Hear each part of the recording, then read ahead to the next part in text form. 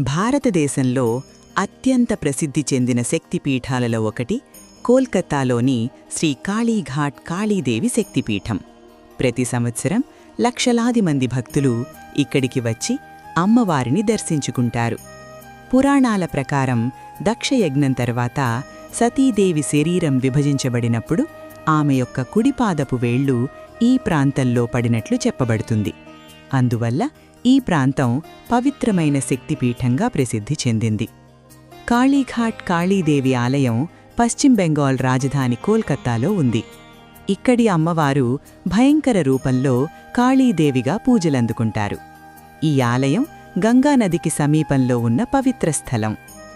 కాళీఘాట్ కాళీదేవిని భక్తితో ప్రార్థిస్తే శత్రువులు తొలగిపోతారని, ధైర్యం మరియు విజయాన్ని ప్రసాదిస్తుందని భక్తులు విశ్వసిస్తారు. ఇదే కోల్కతాలోని కాళీఘాట్ కాళీదేవి శక్తిపీఠం మహిమ.